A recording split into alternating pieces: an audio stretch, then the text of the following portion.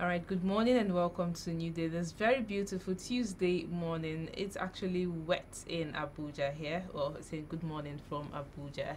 It's New Day. My name is Chinomso Amadi. And of course, I don't do it alone. I have me, my co-presenter, Anthony Mamadu. Good morning. How's your night? Good morning. It was not easy breezing through the rain. Yes, actually.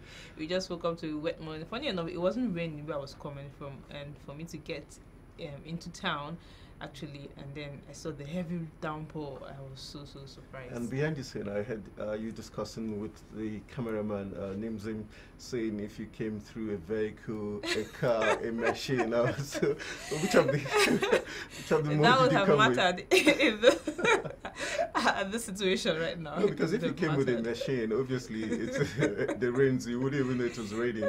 But at this point, you need to come with a car. All right, the definition is left for you to decide which is a car, which is a machine, and a vehicle. And a motor. Okay, I missed the motor. Motor is very important. All right, today's edition promises to be exciting. We have a whole lot to unleash to you this morning. And our main discussion for today would be on the importance of having your permanent voter's card. Of course, we know that's a very key tool in making your vote count and electing the right leaders you want to rule the country. We shall also be talking about the Not Too Young to Run protest today. We know that they decided today, 25th, to storm the National Assembly if the bill is not included in the Constitution review. And that's a very key, interesting topic for discussion today. Yeah, and not forgetting, we also be putting our searchlight on the poor results we've been getting in schools as regards mathematics and English language. We'll be having an overview from someone from the education sector to see what has caused the slight improvement and at the point the decline in mathematics and also English language. All those are all we've got in store for you. And not forgetting trending stories in the last 24 hours, both on the home front and on the global scene, making you well informed to take the right decisions, especially today as you enter this very important day in history. Yeah, before we kickstart with the news, you have any deep concern for the day? Well, my deep concerns are actually everywhere. Most likely, let's look at the US. Where Trump and the son-in-law at it, the fact that he has denied any wrongdoing, even when it was obvious he had meetings with the Russians, yeah. The man who was in charge of bank details, bank dealings for Putin and other very high stakeholders in Russia.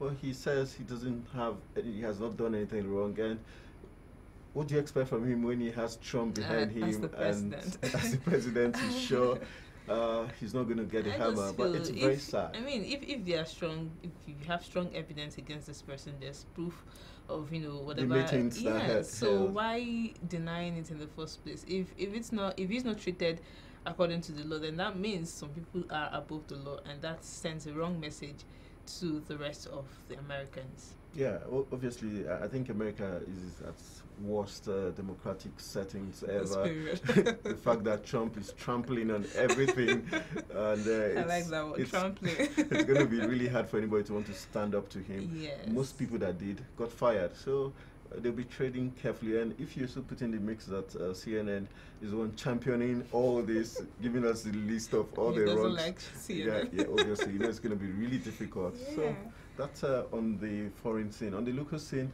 not too young to run. We're looking at it, and we know that the National Assembly came out with some statement to say it's still in their purview. They have not thrown it away. So you're wondering, are they being sincere or definitely. They're just scared of the ultimatum? And what is the likely implication of this ultimatum by the youth? What will be the outcome? I hope they've not pressed too hard. Well, we're going to see. It's today, so by the end of the day, we should know what happens. But I hope this really sends the message that it's intended to send. Obviously. Yeah. All right, those are our contents for the morning, and we'll be right back with the news after joining Linus Okorio with leadership tips.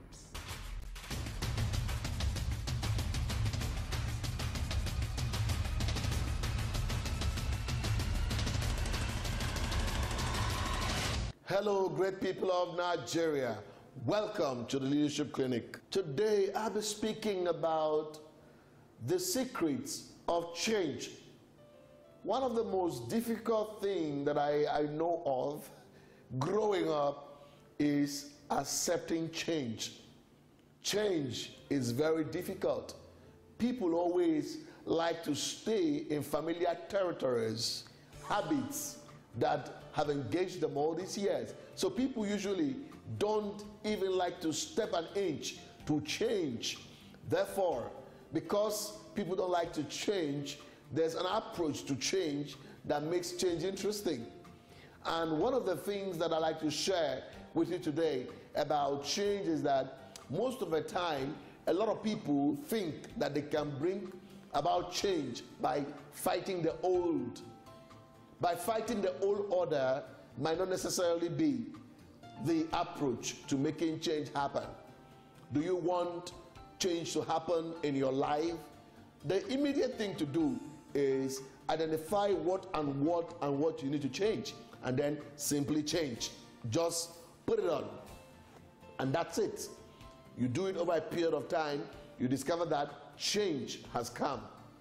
You identify the new things that you want to bring in the system. Forget about the old, because that will not bring change.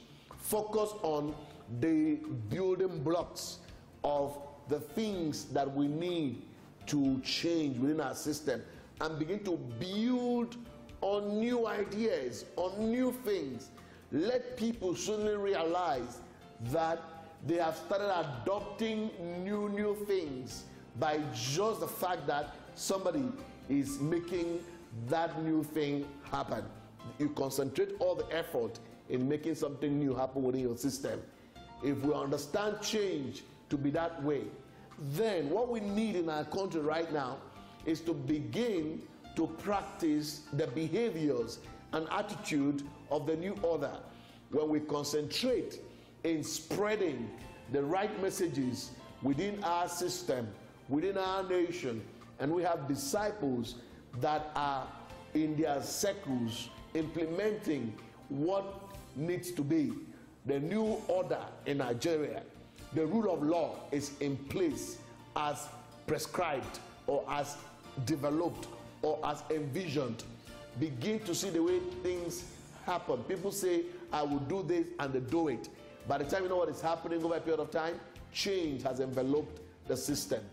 That is why I would always advise you, if you want to get out of your lack of education state, you want to get out of lack of knowledge state, what you must do is go to the bookshop and pick up a book and start reading. As you start reading, what happens is that gradually you begin to see certain changes happen around you. You become somebody stimulated by the pursuit of knowledge. You become somebody influenced by knowledge. And as you begin to do this over a period of time, you see that your life begins to move in a proper direction. What you don't like, don't complain. Don't spend time arguing with anybody. If you don't like it, change, switch, move to the next thing. That is the way to go. If you don't like a thing in your environment, you don't like the way you are looking now, for those of you who are not doing sports, go and jump into the sport arena and start doing sports. You look better. That is the way to go. Don't complain about something that you can change. You better step out and make that change happen in your little corner. If your room is dirty, don't complain about how dirty your room is. It doesn't solve any problem. What you simply do is pick up a broom or mobilize a people and clean up your room, and you discover that you soon will feel better. That is the way we must go. This country is expecting things to change. At the moment, no amount of noise making in this country can guarantee the change we are looking for. What we need is work, real work that is focused on getting people out of poverty. Great people of Nigeria, you must remember, if a man doesn't have a purpose of waking up, sleeping becomes interesting.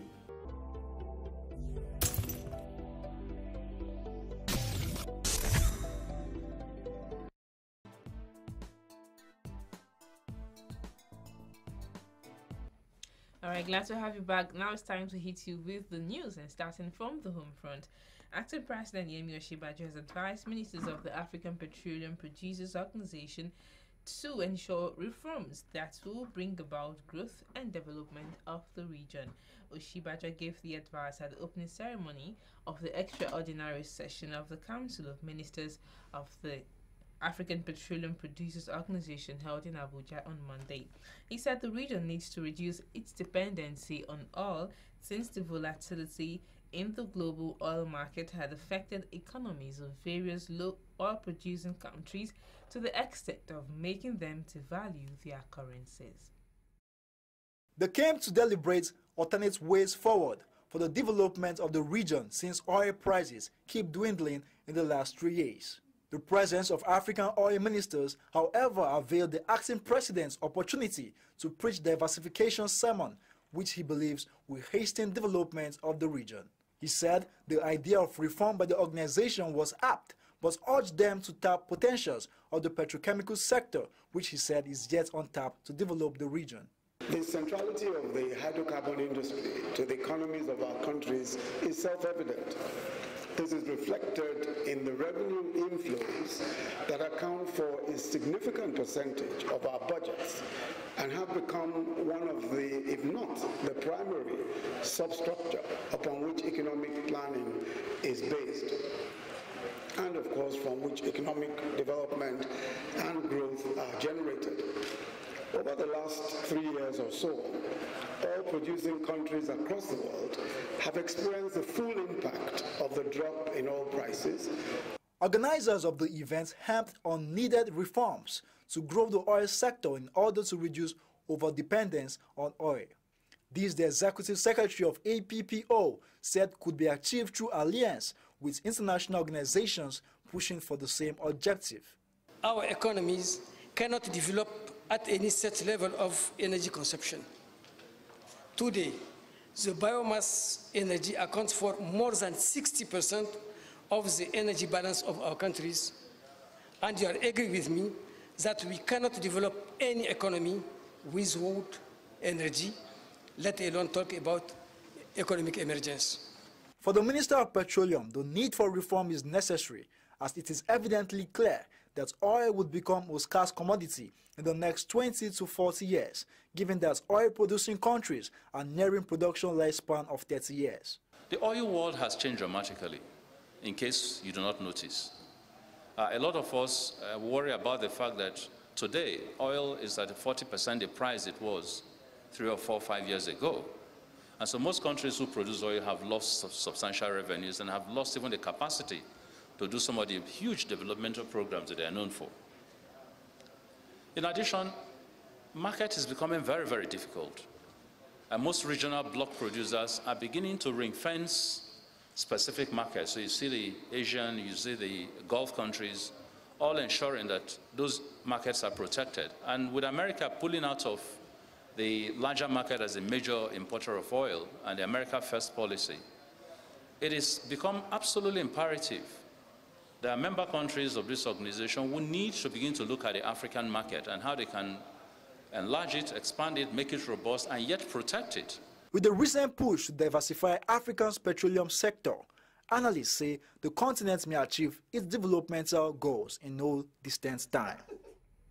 All right, the British government has said it is ready to invest in pipeline infrastructure, renewable energy, gas and power in Nigerian oil and gas industry. The British High Commissioner to Nigeria, Paul Arkwright, said this while receiving the Group General Manager, Group Public Affairs of the Nigerian National Petroleum Corporation, Ngumadu, in Abuja. Arkwright said that the government of Britain had genuine investment interest in the downstream, midstream and upstream sectors of the nation's oil and gas sector. He said that the government of Britain, a Department for International Trade, was ready to liaise with the federal government to invest in the country. The High Commissioner also urged the federal government and the NNPC to organize a roadshow in London to create awareness of the possible investment opportunities available in the Nigerian oil and gas sector.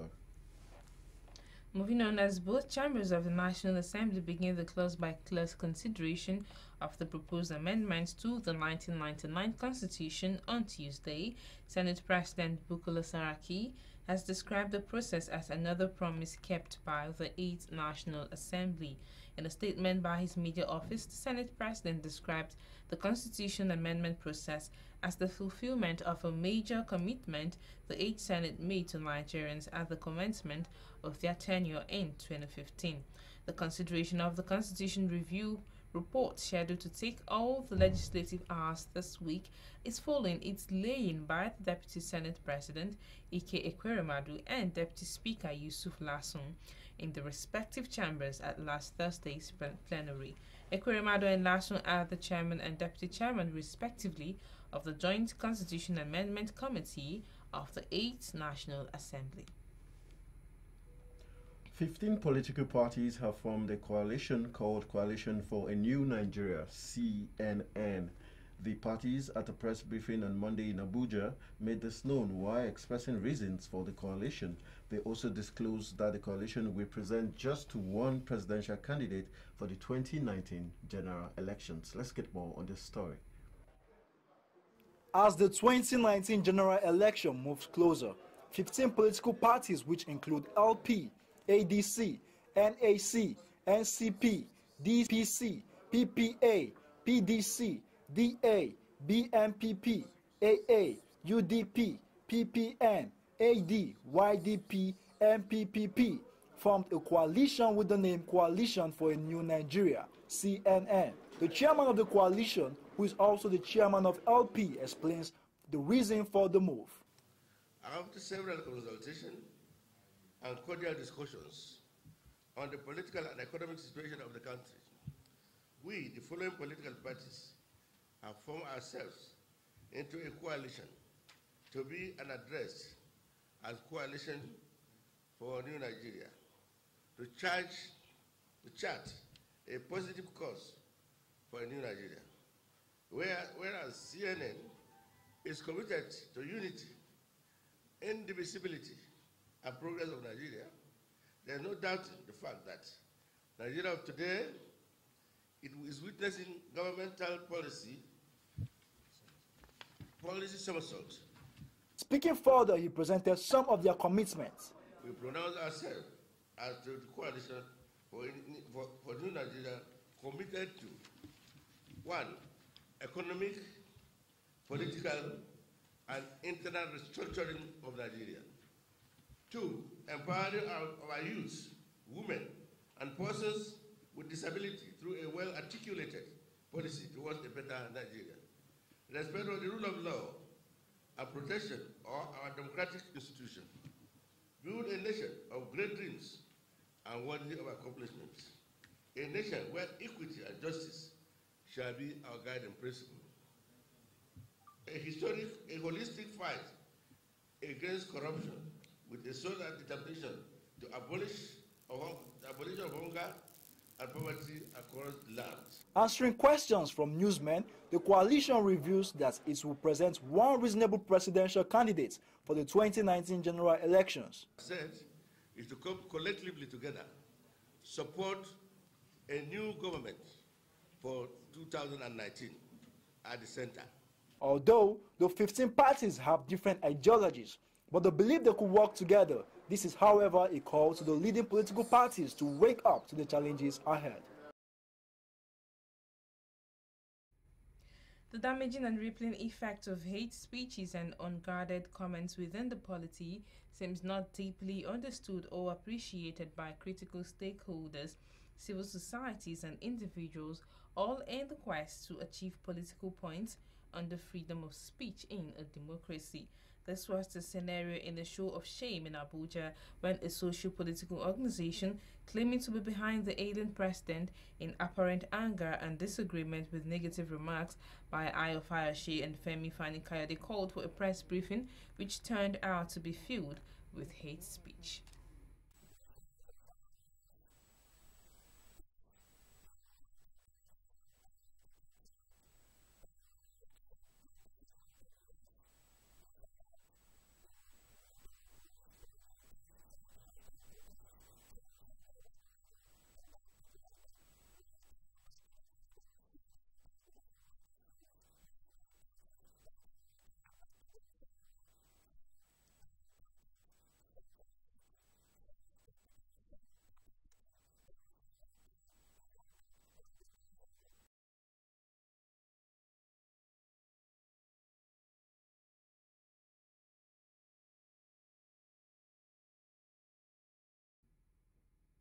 All right, still giving you trending stories on the home front. Let's tell you that following the continuous criticism that has followed President Buhari's health as a result of his long absence from the country, the Buhari Friends Organization Network has cautioned Governor Ayode Fayose of Ekiti State as well as Fani Kayode as regards their utterances. Let's get more on this story.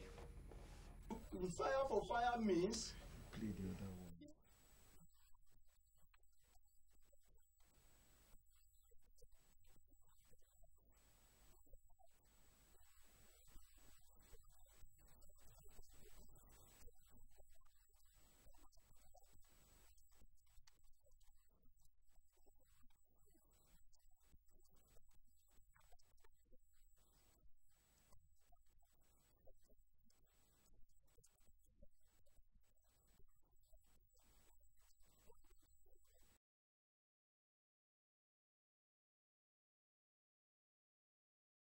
The friends of Buhari, in apparent show of might and revenge mission, called a press briefing that recounted the perceived achievement of the present administration with a coloration of diverse guests with seeming interest. The group's national coordinator, Saint Athanasius Okon, laid out these issues as reasons for their prompt call to the media.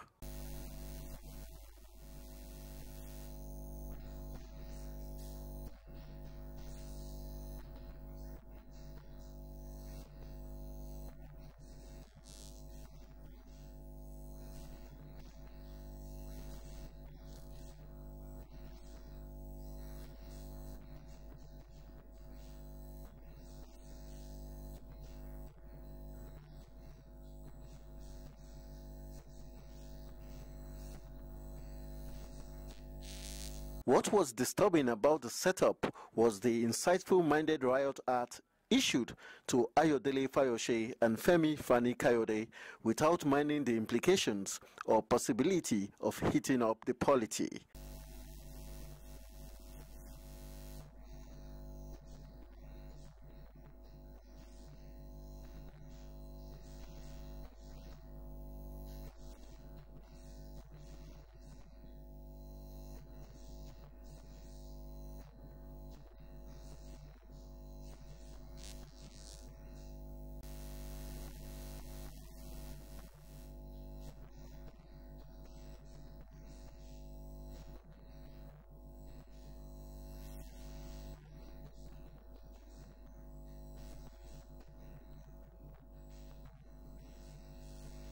Two wrongs, the saying goes, do not make a right. Thus, the need for the true friends of Buhari and Nigerians in extension to show true friendship for our beloved country and her citizenry by being cautious and tolerant in their dealings in order to have a great progressive nation. 3 policemen attached to the area and command Ijede Ikorodu, Lagos State have been dismissed from the Nigeria Police Force for unlawful arrest and extortion. The dismissed corps are Inspector Okelue Nkemonye with Administrative Police number 136005, Sergeant Brimo Sunday with force number 355897, and Yusuf Olukoga with number 359928. That the National Emergency Management Agency has confirmed the death of 3 persons in a suicide bomb attack at the Dalori Internal Displaced Persons Camp in Maiduguri. The Nema North Zone Zonal Information Officer Abdulkarim Ibrahim confirmed this on Monday that 15 other persons were injured during the incident. And then moving on, we have here the panel of the House of Representatives to investigate the altercation between the Minister of Power, Works and Housing, Babatunde Fashola, and the National Assembly will engage the former Lagos State Governor on Friday this week. The ministers, senators, and members of the House of Representatives had clashed soon after Acting President Yemi Oshibajo signed the 2017 appropriation bill into law on June 12 over cuts in the budget of the Lagos-Ibadan Expressway and the Second Niger Bridge. All right, still giving trending stories. The Nigerian Army on Sunday said it had begun the radicalization of 43 Boko Haram insurgents who recently surrendered in Borno. A statement signed by the Deputy Director, Army Public Relations Theater Commander, talking about Colonel Oyema Nwachiku, made available to newsmen in Maiduguri, said the insurgents were airlifted to Gombe to begin the process. And then lastly, on the local scene, from my end, governors elected under the platform of the People's Democratic Party are among 6 governors who are scheduled to leave Nigeria today to visit President Muhammadu Buhari in London. It was gathered that the visit was being organized by the Office of the National Security Advisor, Major General Babangana Munguno. All right, hitting you with stories on the foreign scene. Let's begin from Russia and tell you that Russia has called for tighter compliance to oil output cuts amongst OPEC member countries. And Israel is removing metal detectors from a holy site in Jerusalem and will use less obtrusive surveillance instead. Prime Minister Benjamin Netanyahu's security cabinet voted for the move early on Tuesday. Tensions rose after 2 Israeli policemen were killed on 14 July at the site known to Jews as the Temple Mount and Muslims as Haram al-Sharif. All right, the Vatican has turned off the fountain in Rome due to the drought being experienced in Italy. And U.S. President Donald Trump has issued a challenge to Republican senators to rally behind their health care bill on the eve of a crucial vote. A procedural vote is due on Tuesday as Republicans push forward in their attempt to repeal President Barack Obama's signature law. But among Republicans, there is confusion about the bill, and it is unclear whether it will pass. All right, let's tell you that Turkey foreign minister says blockade must be lifted for talks to begin. And then moving on to Japan, a Japanese woman has died of a tick-borne disease caught from a cat in what is thought to be the first such mammal-to-human transmission. Japan's health ministry said the woman in her 50s had been helping a weakening stray cat when she was bitten. 10 days later, she died of severe fever syndrome, which is carried by ticks. All right, and finally, on the foreign scene from my own end, France is to host talks between UN-backed government and General Kafifat.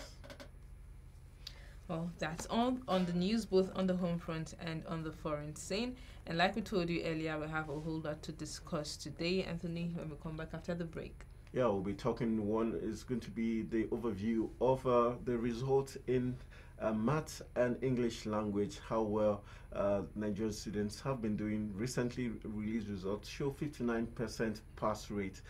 So we'll be having an overview from 2 years back to see if we're truly in progress. And also not forgetting Not Too Young to Run Ultimatum. Today is Tuesday, the 25th day of July 2017, that was marked for a march to drive home the youth's quest for them to be the age limit to be erased from our constitution so that they can go there and be voted for. So we'll be keeping an eye on that to see what actually is going to play out today, and not forgetting other interesting topics that will be coming in between as we go on Africa's finest breakfast show. Bros, I find correct words. Huh? See the shop for that side. Auntie, I will call that. Where be correct words? Now the shop be down, now the next one. Peter, see as people they pack, they go to the shop, go buy clothes. It don't reach like 5 days now. I just suspect this Tunde way this is where in Waka could carry Waka. See, I go blow whistle. I go blow whistle to Kuku spoil. Your whistle. Come on, go investigate the matter before you blow whistle. Whistle blood. Come on, come. Thank you for coming. Show first. Come. Not only you, the circular for this market. Why we say only your shop, everybody they come. I just want blow whistle. I go blow something. This is not be whistle blowing matter. Now MTN goodie bag. What it be MTN goodie bag? With MTN goodie bag, if you carry your market, enter another level. Whether not for Facebook or for WhatsApp or for Twitter, for as low as 25 naira. 25 naira. Yes. Or buy 5 what you like for 50 naira. Dial *131# to start. So with MTN goodie bag, your business go pure. My name is Ibrahim Sulemalgui. My name is Dr. Matthew Ashikeni. I am Dr. Muhammad Adamu Askira. My name is Comrade Tosin Adeyanju. Keep watching. Keep on watching. Keep watching the program Newday. Newday. Newday on People's Television. People's TV. People's TV. Have you heard that chewing gum boosts your brain power? Do you also know that sugar is as bad for you as cigarettes? Well then, get to know amazing facts about your body. Tune in to hear from the best health professionals. Also learn new ways to keep fit and be healthy. Watch Let's Talk Health, your best bets on health information, showing on People's Television channels 120 on Star Times.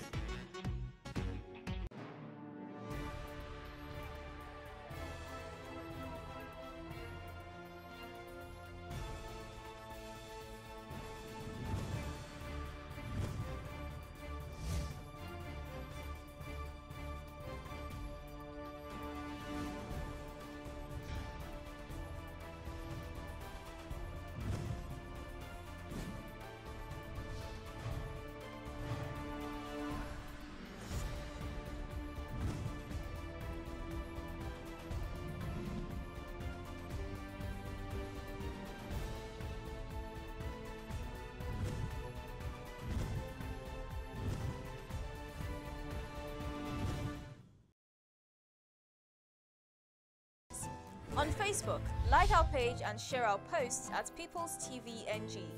On Twitter, follow us at PTV_NG. Follow us on Instagram at PTVNG. Watch and subscribe to our YouTube channel, People's TV. Visit our website, www.ptvng.com. Subscribe now and join the conversation online. People's TV, preferred people station.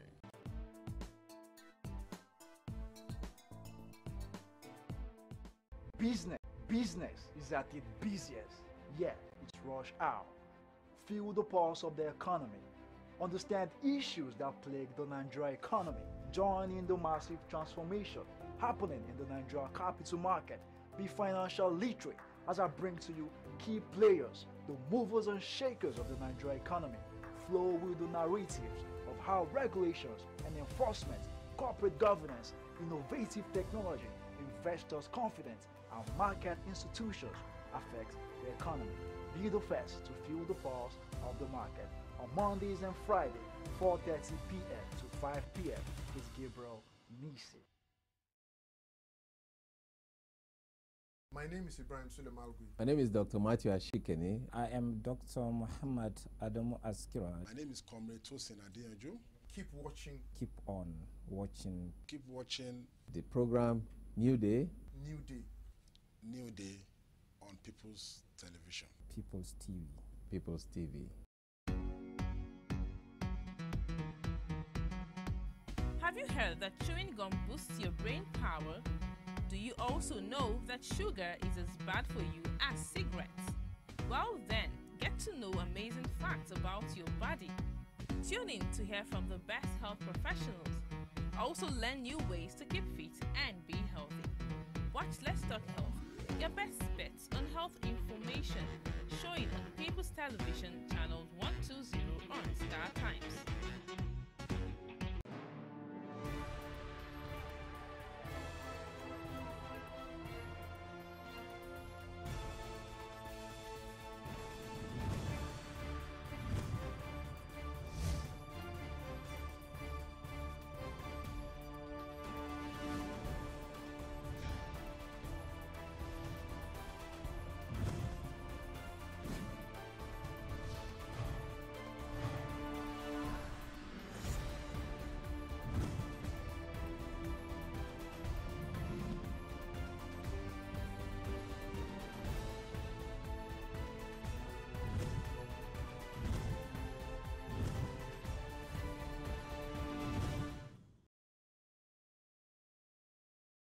Do you know that PTV remains the best place to showcase those lovely goods and services of yours? Yes, with our visibility in 36 states of Nigeria and over 50 countries of the world, we definitely have the talent reach. What are you waiting for? Book your adverts now. Call us with the number displayed on your screen.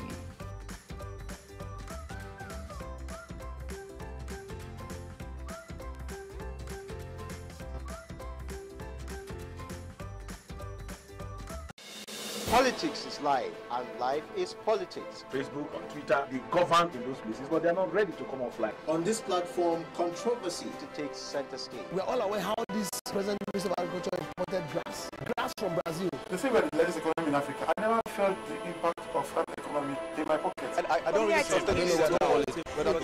trust Do join me as we find out who gets what, when, and how.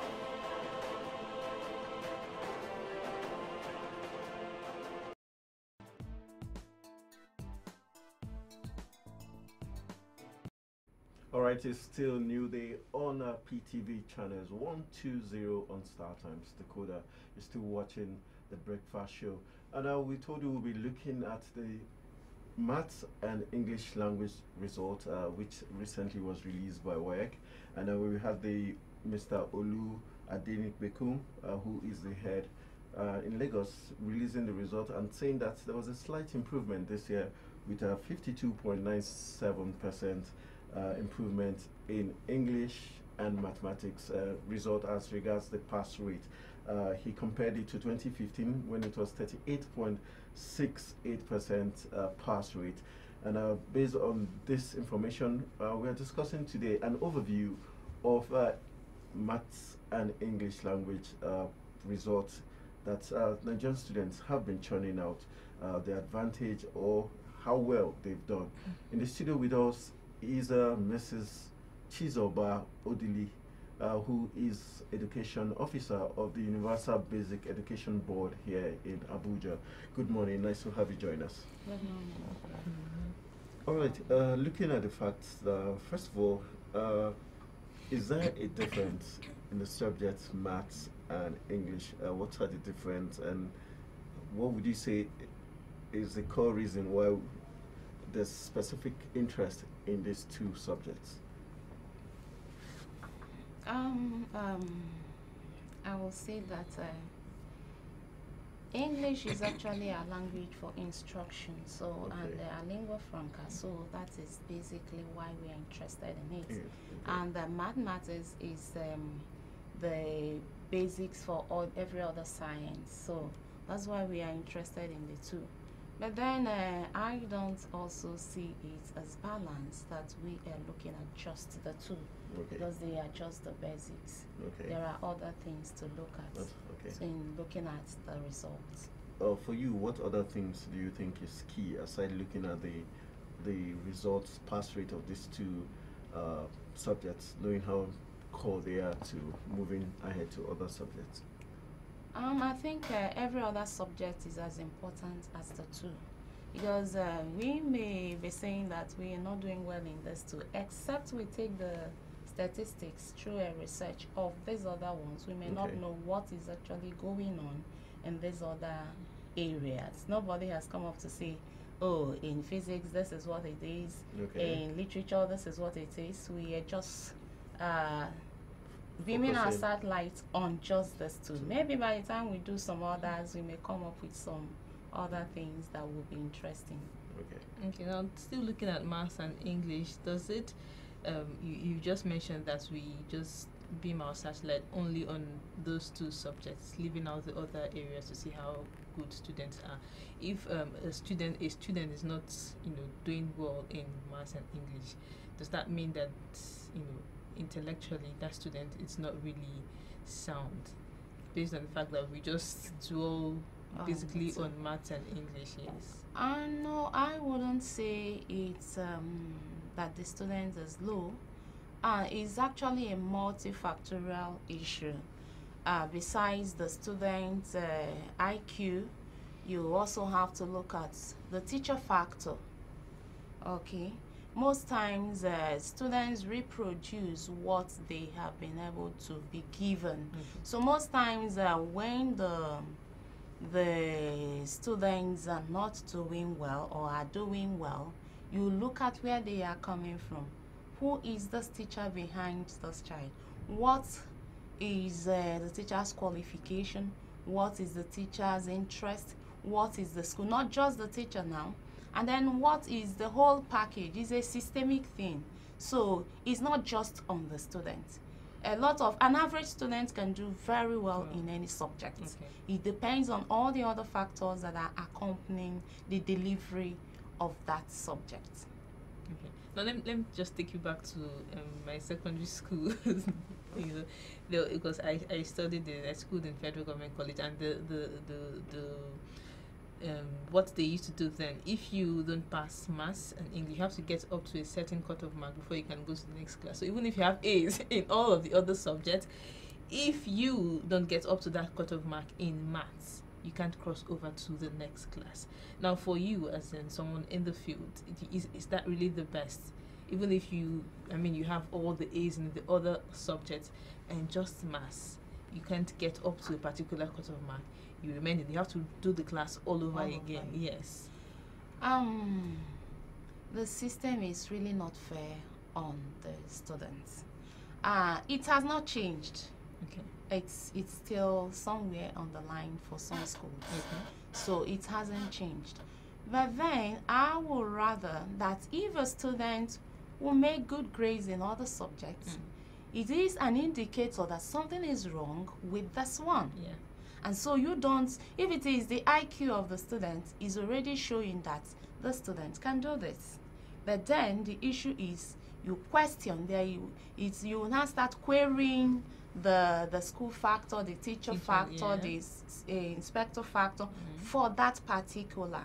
So I think it's not the student factor now, and it's not fair on the student. But then because of what we've put in place to run for us, that's why we'll still hold back the students. But then I don't think that's a very wonderful thing to do. Okay, looking at the improvement rate from 39.86% to 52.98%, what would you attribute this this gradual rise to? Would you say probably, like you mentioned, the teacher factor is being improved, or the students themselves have found a better way to pass the subjects? And passing the subjects, if we put into consideration that some people are good at cramming, and mathematics is all about getting the formulas, and do we say the students have devised the best way to get these formulas in their head? And so when I will. The percentage is just 3 different. Okay. So I wouldn't say it is significant. Okay, the improvement not significant. I wouldn't see. Okay. I'm not testing on any statistical tool. Okay. But then looking at it on the face value, I wouldn't say that it is significant. But then it is still kudos. We've got an improvement, and we'll pray it continues. But then, like I said earlier, is multifactorial. Possibly the schools have decided to take a little more time to look at it, maybe give it a little more time, and then everybody, both the students, are saying, let me put this by the side, let me focus on this because this is the key. So, like I said earlier, we have to also look at the rate of the other passes, and then in comparison to see which is suffering for what and for which. Okay. Now, still talking about maths and English, let's look at it from a general perspective now. In schools, what would you say is responsible for the fact that we can't deny the fact that not everyone likes, or not everyone is interested in mathematics, and this has also contributed to the performance in mathematics in general exams.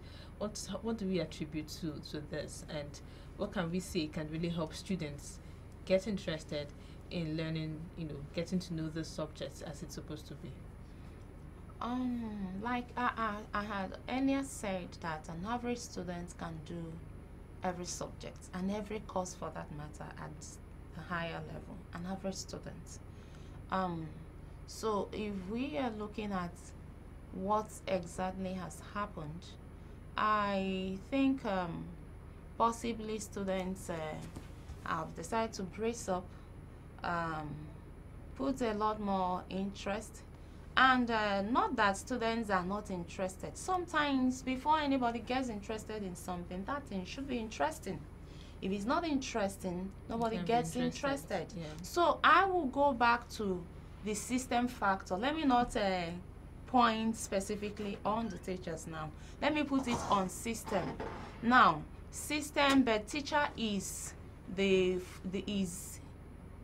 presenter of the system now. Yes. But it's not exactly the fault of the teacher, but teacher is now the representing the system.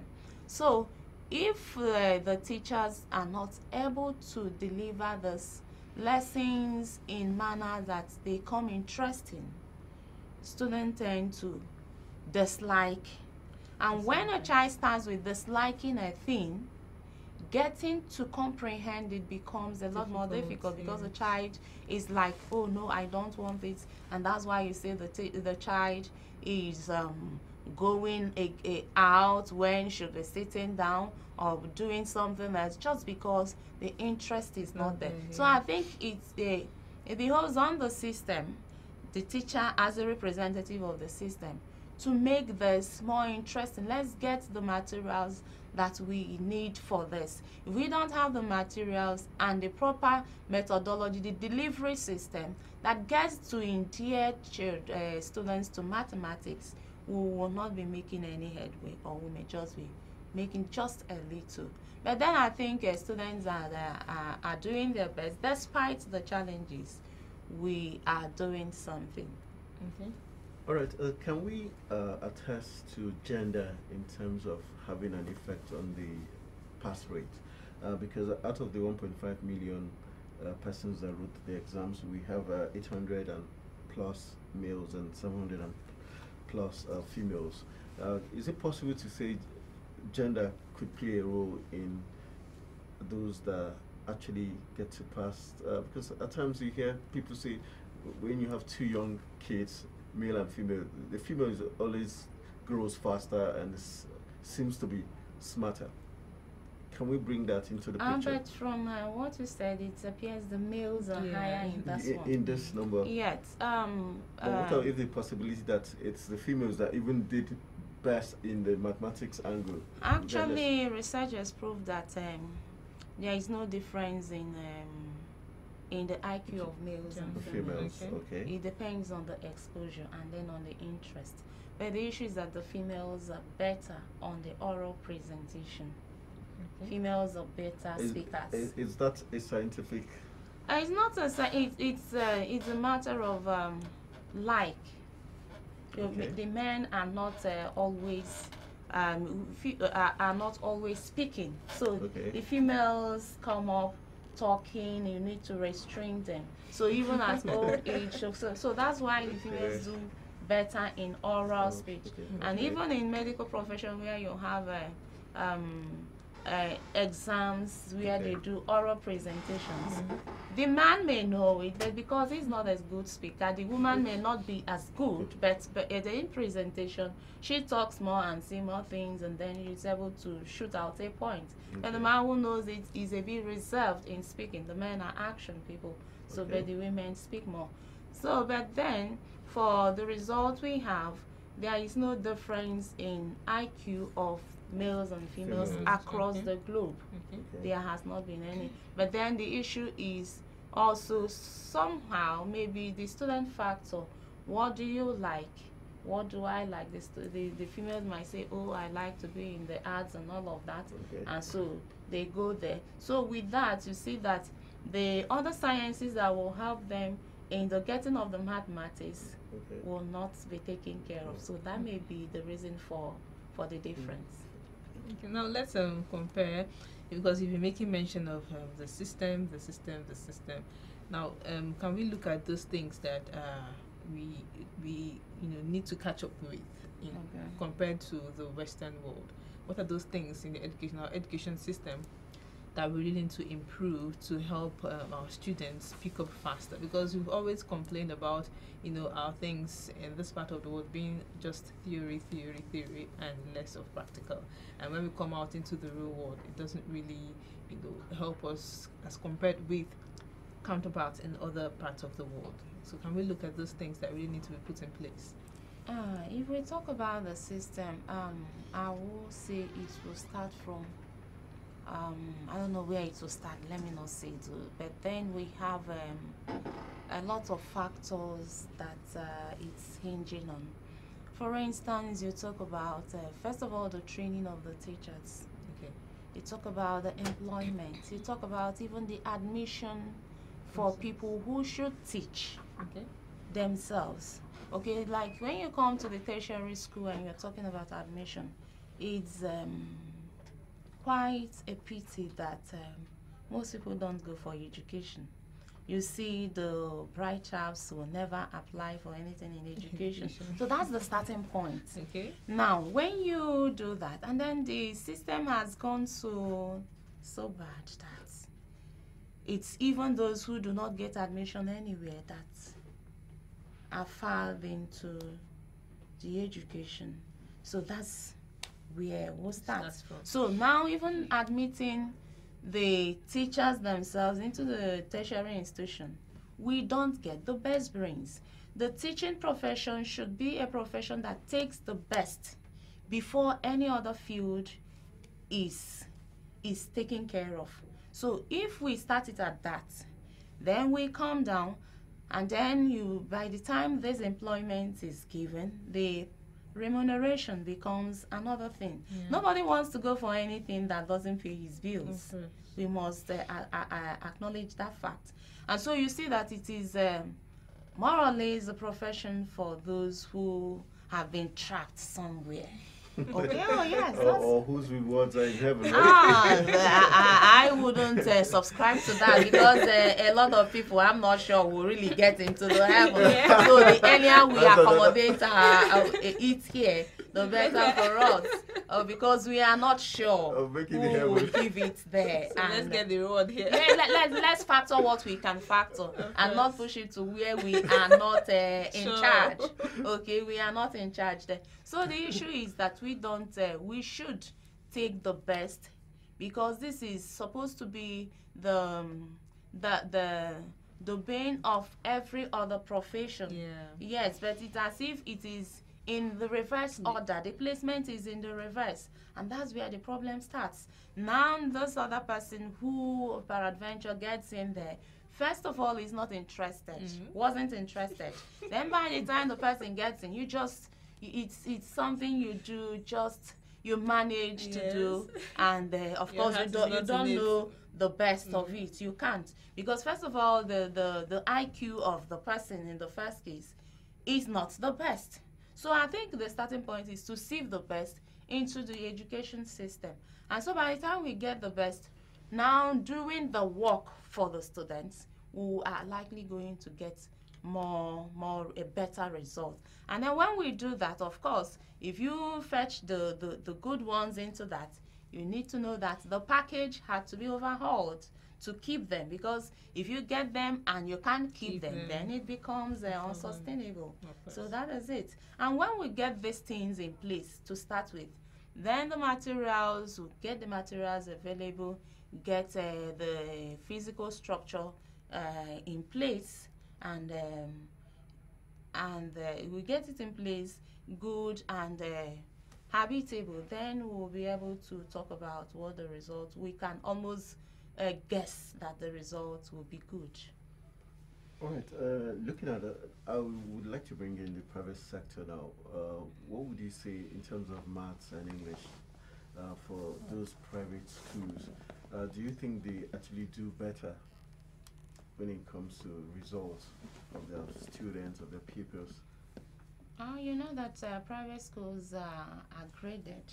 There are actually some high-profile private schools that are doing well. Not too long ago, I checked our results and performances, and I wouldn't say it beat my imagination. A lot of private schools actually came up high in performance. Okay, so we have some high-profile private schools that are really doing well before even we get to the government schools. Okay, that was I think last year results.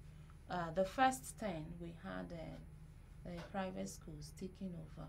The first 10 schools? Yes, the first 10 actually. Wow. Before you find the federal government schools coming in. Yeah, so that is it. They are actually, the issue is not because they have got the best staff. The issue is on the government of the schools. They whatever they have, they utilize it. Like I said some other a time ago that the issue, no school or no institution goes beyond its head. So the faculty of the head is where you are pegged. So when they have that, and then with a minimal resource, they are able to really achieve, because they are encouraging what they have and they are harnessing it. Everything is about how much you are able to harness of what you've got. Yeah, because I was sorry to cut you short. Like the last time you came, I think you made mention of the fact that government public schools have the best teachers. Oh, sure. Yes, and then because these private schools, they can't get the best trained quality teachers. So I was going to cut you short just now when you said the private schools are doing well before you began your explanation on them making use of what they have. When you talk about them making use of what they have, does it mean the teachers or the resources, the materials they have? It's both. One, the teachers, they get and then they find a way to train them on the job. Maybe they have a few qualified teachers, and then they get to teach the people they have employed, and then they make sure that no time is wasted. We waste a lot of time in government institutions because the managers are not doing the inspection that is necessary. Every employment that is not well supervised gives you nothing at the peak. So that is the government, the private schools do not waste anything. Most it's pure business, and so nobody comes into business and is a business-minded person and is wasting anything. So they utilize everything. Okay, when you say utilize everything, recently, just last week or this week, during these exams, the governor of Edo State, Godwin Obaseki, did visit one of the exam centers and caught them red-handed, like they'll say, doing exam malpractice, the teacher calling the answers. For the private schools, they are always accused of state managing their exams, ensuring that their students come out in flying colors. Could we put that to a factor that made them come out first 10? Because I'm also aware of a school in Jahi that actually does that. I don't think that we should be looking at that, because the placement. So malpractice doesn't. There is malpractice everywhere, especially the private sector, because they, like you said, they get into business not to lose. Yes, they get into business not to lose. But let me also say that they work. They work more than the government school. They work behind the scene to make things happen. Yes, they really work, whether behind or they work. Okay. So like I was saying before, the work is that they put in use everything. Every teacher is put to use. No time is wasted. It's not as if you come, do one or two things, give one or two excuses, and then you are off, or you are there but not there is no dull moment anytime. You will be found doing something, because the good thing and the aim is that every school wants to project its performance. You sell yourself by your performance. So if they don't actually get that result, they make no sales. So you have to get that good result to call more people. That's what call people to come for the business. So like I said, we wouldn't say that the private schools now are padding, because the scale we are measuring is a flat rate. Like when you go to WAEC, the result I said before is a WAEC thing. So it's not a school result that was presented. It's a WAEC scale that was used. Yes. All right, now let's look at still looking at students and their capabilities and retaining knowledge. What's the place of extra lessons in helping students really, get the knowledge they need? Like, in your place as an expert now, what role do those extra lessons? They really play a key role, or probably the ones that the teachers teach them in class is just enough. There's no need for extra lessons. It depends on at what level now, but Okay. lessons has become core to all our school system, both from the nursery to except for the tertiary now. Yeah. We have incorporated that. That's good, but the concept of extra lessons was to be for students who we are not measuring In class. That's the Okay. concept. Okay. But then now we have incorporated it to take care of every extra thing that was not covered. So it's like it's like a time to keep giving some more, to make sure you miss it here, you get it here. You miss it here, you get. So it just like factoring extra time to the time for school to get the students to learn some more because of the target, the challenge that they will eventually face at the end of the schooling. But then where I find fault with that is where we'll start it very early. Okay. Like you see a nursery school, the children are already doing lessons. But then the concept again will be because that is only explained because parents are not available, you are not sure who takes care of the child when you are not there. So that's basically what it is. So now it is called after school. So you are not supposed to teach so much for those at the lower, because actually children need a lot of rest to develop, especially that at that tender stage. So for me, I pick the quarrels at the tender stage. Children should actually rest and sleep and have their fun. Even with that play, they develop. Like our nursery schools basically is because parents are not available. That's the background. But then the US that started it was for the low income earners. It was to get them to school, expose them, and provide nutrition in readiness for starting school. It was for basically that nutrition was a big factor. Don't forget I said it's for the low income earners, for their children, so that they get to expose them a little and nourish them to get ready for school. So we turned it to business in Nigeria. Oh yes, but then because a good business for that matter, but because the society has become so tasking for parents, and parents are not ready to, nobody is ready to step down and say, let me do this for now while the other person fetch the bread. So that is all right. Your final advice to parents, pupils, and students as regards how they should embrace these two subjects so that we can actually start scoring 90% upwards. Is it possible, first of all? Yes, all things are possible. All things are possible. With the right attitude and the right IQ, all things are possible. Sometimes too we will stress on students who don't have what it takes to really do. We must not remove that fact. So we should be able to separate those. We should be able to really separate those things and then know what we are tasking. So for the students, I will say reading is still the key. Okay. Reading is still the key. If you read, you actually save more time than if you want to do the expo. It takes a lot of time, and you can never be sure. So for the teachers, I think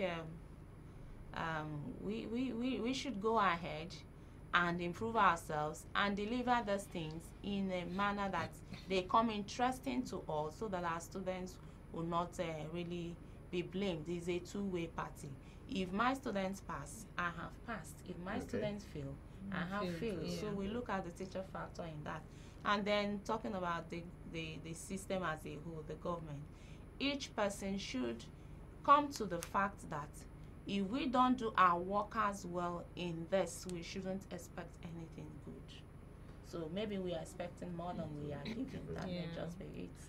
All right, Federal Government, Minister of Education, Damu, we've heard it all. We have to give more to expect more from our teachers and, in extension, our pupils and students. But just to say that 52.98% was the pass rate for this year's result for maths and English language. On that note, we'll be calling a wrap on this conversation. I want to say a big thank you to Mrs. Chizoba Odili from the Universal Basic Education Board here in FCT Abuja for doing justice to today's conversation. We'll be going for a quick break. When we come back, we'll be having a guest from the Not Too Young to Run group. They did give an ultimatum last week saying today there's going to be a protest march, and we'll be getting a feel as regards what we should expect today and for the future to come. Business is at its busiest, yet it's rush hour. Feel the pulse of the economy. Understand issues that plague the Nigerian economy. Join in the massive transformation happening in the Nigerian capital market. Be financial literate as I bring to you key players, the movers and shakers of the Nigerian economy. Flow with the narratives of how regulations and enforcement, corporate governance, innovative technology, investors' confidence, and market institutions affect the economy. Be the first to feel the pulse of the market on Mondays and Fridays, 4:30 p.m. to 5 p.m. with Gabriel Nisi. My name is Ibrahim Sulemalgui. My name is Dr. Matthew Ashikeni. I am Dr. Muhammad Adamu Askirat. My name is Comrade Tosin Adeyanju. Keep watching. Keep on watching. Keep watching the program Newday. Newday. Newday on People's Television. People's TV. People's TV. Have you heard that chewing gum boosts your brain power? Do you also know that sugar is as bad for you as cigarettes? Well then, get to know amazing facts about your body. Tune in to hear from the best health professionals. Also learn new ways to keep fit and be healthy. Watch Let's Talk Health, your best bets on health information, showing on People's Television channels 120 on Star Times.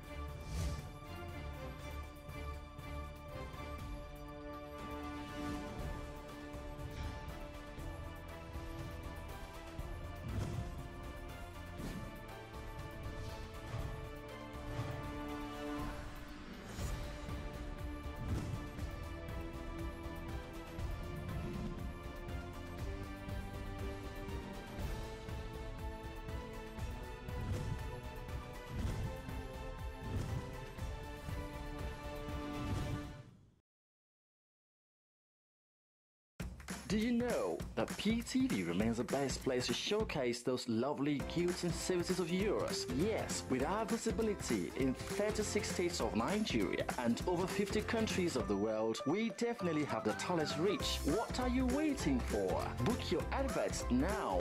Call us with the number displayed on your screen.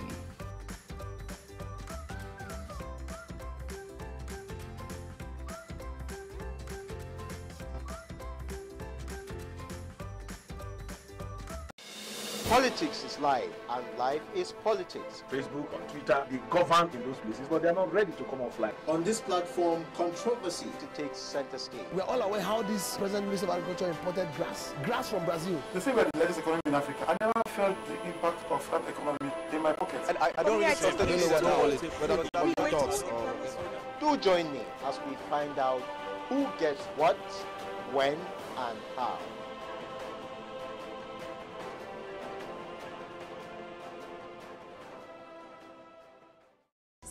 On Facebook, like our page and share our posts at People's TV NG.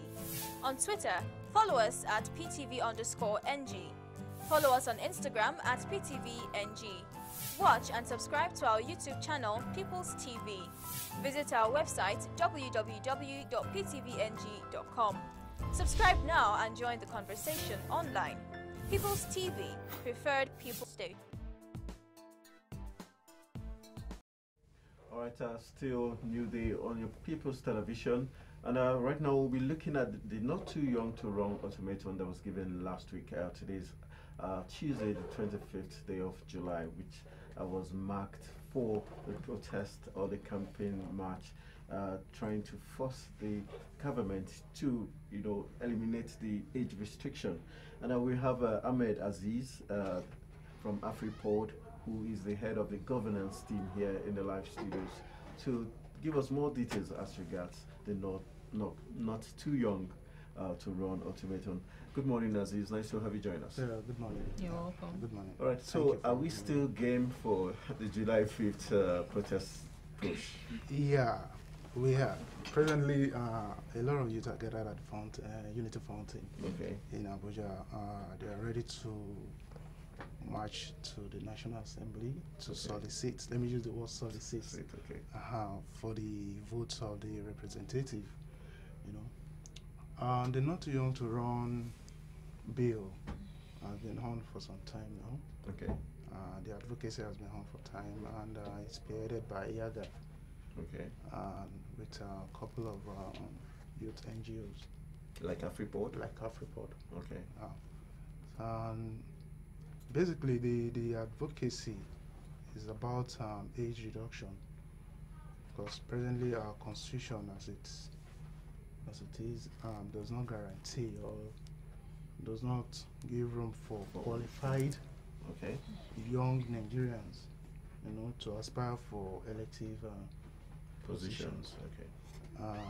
So we are advocating, or we are seeking for age reduction from the present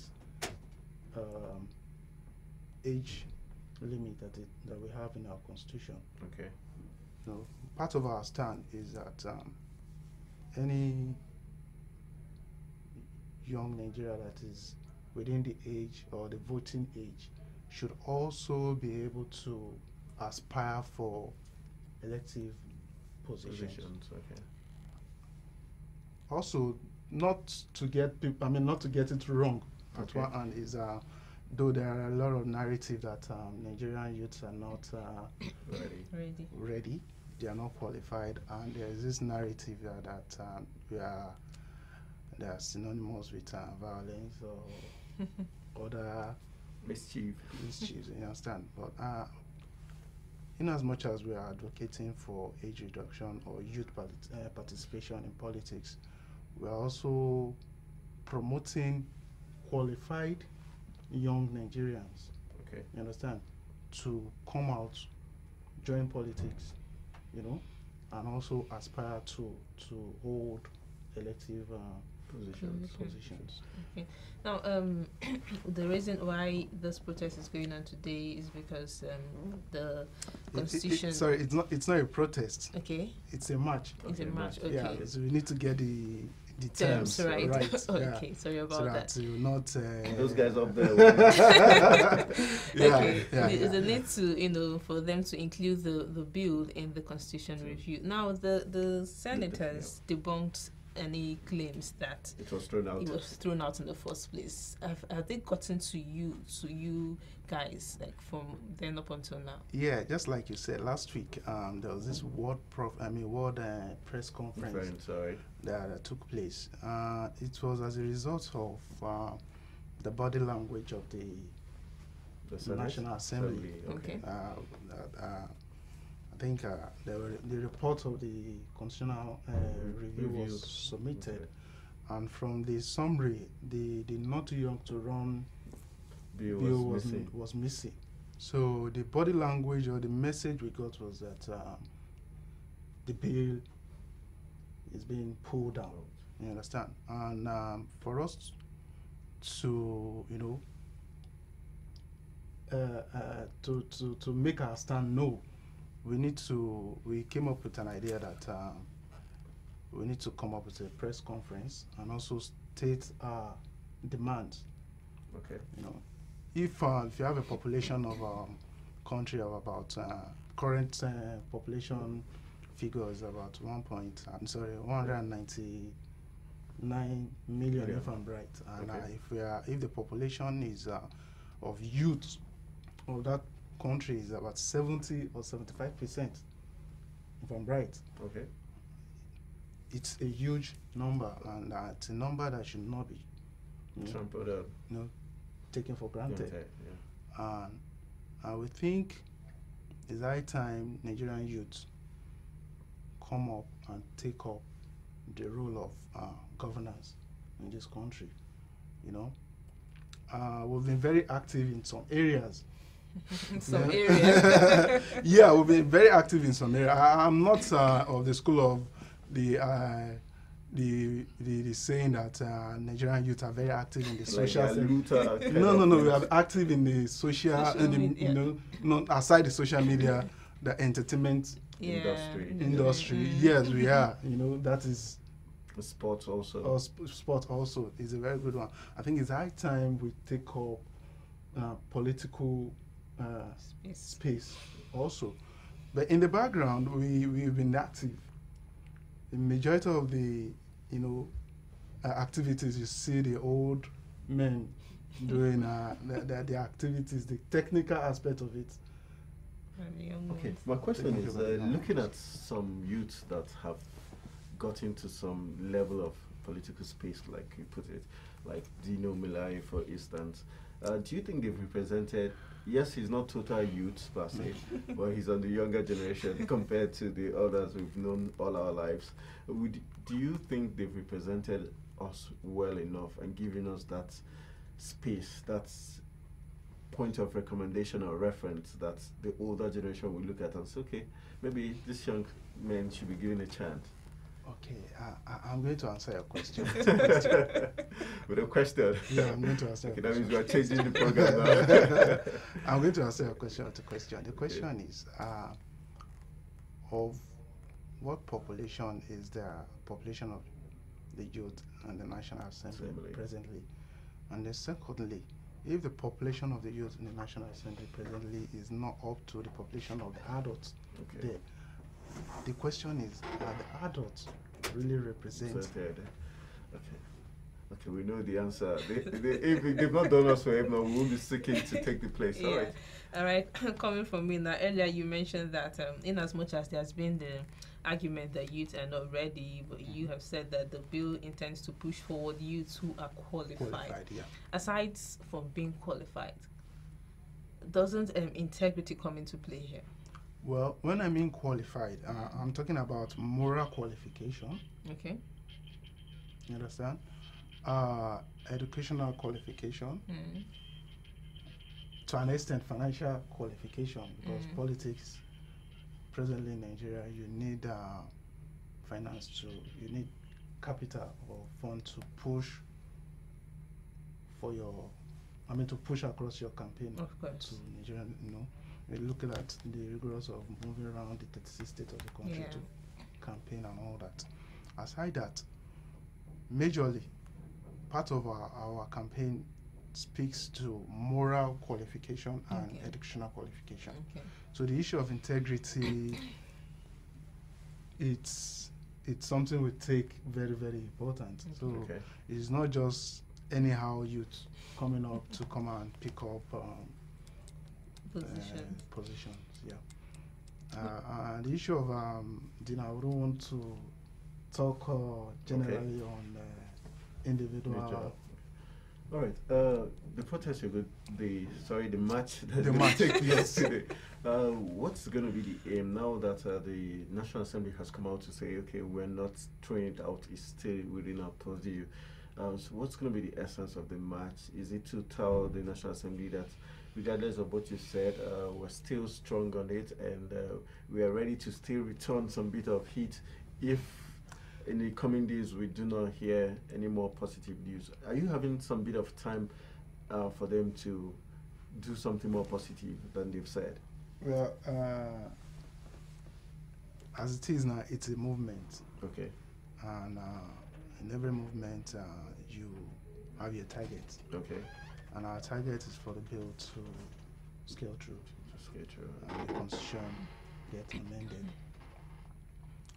The fact that we gave an ultimatum, or we gave a demand last week. Okay. And I can say that we gave them 48 hours, and within the period of 24 hours, there was a response from the House of Representatives and the Senate. I want to use this medium to appreciate or to commend the leadership of the National Assembly. First, Senator Bukola Saraki and the Speaker of the House of Representatives, Mr. Yakubu Dogara, and some of the influencers of the campaign or the bill, which is Honorable Tony Wodo and Senator Yako, for their support and their ever ready, available to give assistance to the bill. All right, now let's go back to youths being prepared, to take over political positions in Nigeria. We can't take away the fact that, like you mentioned earlier, the finance aspect is involved. Would you say youths, the ones who are really ready to take up these positions, they are financially capable? Because we can't deny the fact that, getting political forms to run for offices in Nigeria under political parties is quite on the high side. Yeah, you're right. The youth may presently, as it is, the financial aspect of it may not be too excellent for the youth to want to, to go into political activities. But if you look at it, let's take, for example, the present advocacy we embarked upon. All right. Initially, it started with the use of the youth organization came together, to harness their human and intellectual resources. Initially there was no financial support, but as time goes on, everybody, all the stakeholders came together, brought up their own both human and capital resources to push across this campaign. And I believe it will get to a stage in this in our country where political participation, the financial attachment to it will reduce to an extent where individuals who have what to deliver, who have things to do, or who have idea of what good governance is, will come up, sell their ideas to the populace, and people will buy it without giving out financial inducement. All right. We've seen the composition of the youths now as pushing for not too young to run. Yeah. There are fears in some quarters that somewhere along the line, if this does pass through and it's assented to, the children, the wards and the relatives of the elite are going to hijack this, and we're going to have more of the elite's children being pushed forward already to become ministers, the president and all that, and in extension still having the old people pull the strings behind. Well, this question is a little bit political in a way. Yeah, you're going for political office. So it's political in a way. Yeah, it's political in a way. And if you look, if I'm to answer it, maybe dabbling into a lot of. No, but are there chances of this happening? Because let's be sincere. Well, if from the perspective you're looking at it, or from the causes you're getting the narrative from, you may be right to an extent. Okay. But politics in this country will get to a stage where it's what you have to offer. Okay. No longer the issue of godfatherism, where somebody in the background will have to vote for this person. Okay. It's you and your people. Okay. You and your people. This is what I have for you. But the current setup of youth in your organization, how would you describe the composition And how would you describe the influence each, like you have on other members and other members? Well, that's where it starts. Well, firstly, it has been a mutual kind of or mutual or a kind of working relationship all had, both within the organization and outside the organization. So the influence is a mutual one. Okay. So everybody can stand in for anybody and speak the same goal for everybody. Language and the same. Okay, now let's look at one of the provisions of the bill is for independent candidacy. Can we, if this bill, gets into the constitution at the end of the day, do we really see it happening in Nigeria? Is it really possible for someone to stand alone? Will the person really be able to pull? Nigeria is used to, going under political parties to come out for posts. Do we see it happening in Nigeria? There's always the first time. Okay. We never knew an opposition would take over.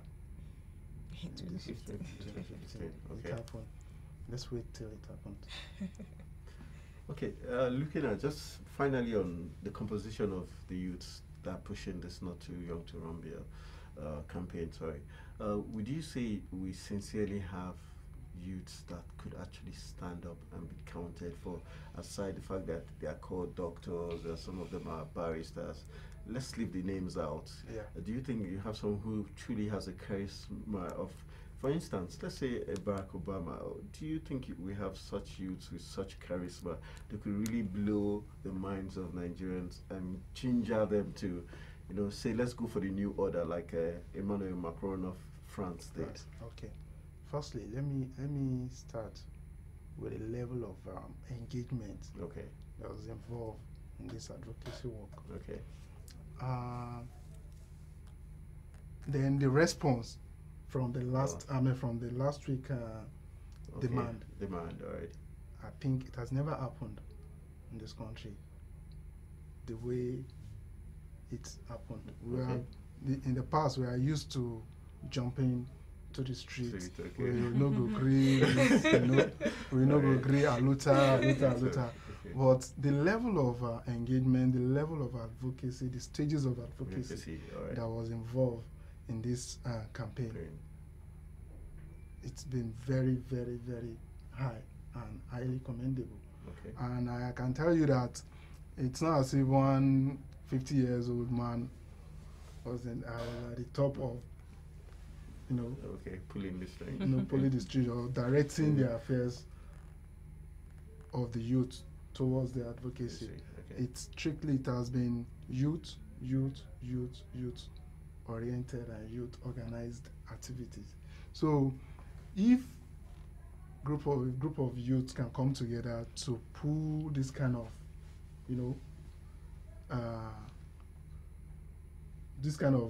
advocacy, it means they can come out one day and become the president of this country, can become the Senate president of this country, Speaker of this House of Representatives, State House of Representatives, and we have capable and qualified youth. But the one thing again you should get right is that the idea or the agenda of this campaign is not for those of us. Okay. It's not primarily for those of us pushing this reduction at the moment. We are looking for a way where anybody who is qualified can come up, and take up leadership roles. Okay. Not necessarily those of us in this campaign. We are doing it for our own primary motive and all that. And I must tell you that this campaign has united the youth population nationwide. Going forward, you see it becoming a success. Like after today's march, you see it achieving its purpose. Sure. As I'm here right now, I think today there will be electronic voting in the National Assembly. Okay. For as regards this reduction of the age limit. Yes. Okay, we cannot take away the fact that, recently, some months back, we had the Ariwa youths and other youths across different parts of the country issue an ultimatum for different groups, certain group of Nigerians to exit their region. How key is it for your campaign team movement to work with these other youth groups in order to succeed? Because we know that some of them seem to be a little bit of violent or have the ability to actually cause violence. How key do you think it would be for you to, work alongside these groups? Even the Niger Delta militants, for instance, would you be reaching out to them to send them this new mindset that they should have towards moving the country towards a better, leadership? Well, prior to this stage, okay. Prior to this stage that we have now, we've been a lot of activities on engagement. A lot of engagement has been done, been carried out, where we have, let's say last year, Yaga had this organizing training. Okay. For for youth across the 36 states. They were brought to Abuja to train them on how to, organize and carry out advocacy work. And the essence of that is for the state coordinators of those that are selected from each state to go back to their states and engage different youth organizations, youth groups. Okay. In those states. And I believe a part of the target of that training also is that a national day of action in each state where they will march to the National Assembly. And in the process, a lot of youth organizations were engaged in that process. So for the Arewa or the Niger Delta youth or the Odua People's Congress or youth wing of Odua People's Congress, so long it's youth, we are preaching or we are advocating for peace. Nigeria, I don't see Nigeria breaking up. Nigeria, we are too interwoven to an extent that it's very difficult for us to separate. All we can do is continue to preach peace and oneness. And finally, for me, what would be your key advice to youths out there watching today as regards taking over political space, being ready, being qualified? What would be your key advice? My major advice is, one, build capacity.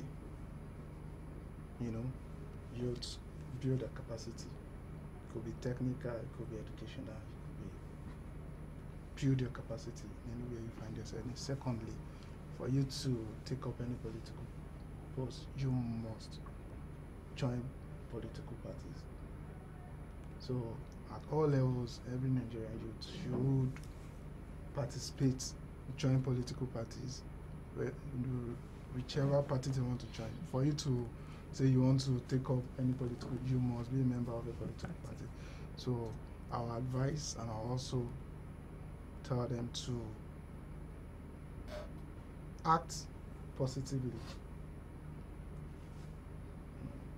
Right, so afterwards you'll be joining them at the fountain? Yeah. Immediately I leave here, I'm going. Are you going to wait till after the voting before the march ends? Well, we are going straight there. Let our representative. I know some of our representatives will be. What happens if you lose? If it doesn't go your way today after the voting, what will be the next likely line of action? Let me be positive. If it does, if it goes wrong, what happens? I don't see it going wrong. I believe it's going to be. All right, let's keep the faith. Let's be positive with Ahmed Aziz of the AfriPort, the head of the governance team. He'll be heading to the fountain, and onwards they'll head to the National Assembly, trying to put pressure on the old hands to do the needful so that the youths can have a chance. We'll keep faith with them and wish them all the best there is as we look forward to making Nigeria a greater country. I want to say thank you very much for joining us. Thank you very much. Nice meeting you. Thank you. All right, we'll go for another quick break, and when we come back, we'll be wrapping up Newday for today. My name is Ibrahim Sulemalgui. My name is Dr. Matthew Ashikeni. I am Dr. Muhammad Adamu Askira. My name is Comrade Tosin Adeyanju. Keep watching. Keep on watching. Keep watching the program Newday. Newday. Newday on People's Television. People's TV. People's TV. My name is Ibrahim Sulemalgui. My name is Dr. Matthew Ashikeni. I am Dr. Muhammad Adamu Askira. My name is Comrade Tosin Adeyanju. Keep watching. Keep on watching. Keep watching the program Newday. Newday. Newday on People's Television. People's TV. People. Have you heard that chewing gum boosts your brain power? Do you also know that sugar is as bad for you as cigarettes? Well then, get to know amazing facts about your body. Tune in to hear from the best health professionals. Also learn new ways to keep fit and be healthy. Watch Let's Talk Health, your best bets on health information, showing on People's Television channels 120 on Star Times.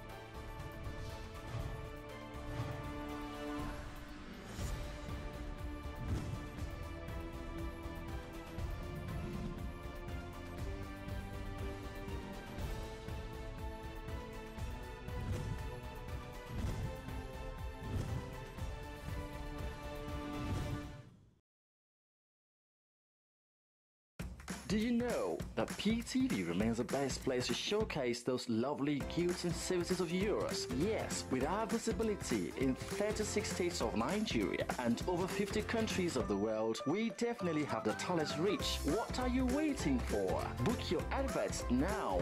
Call us with the number displayed on your screen.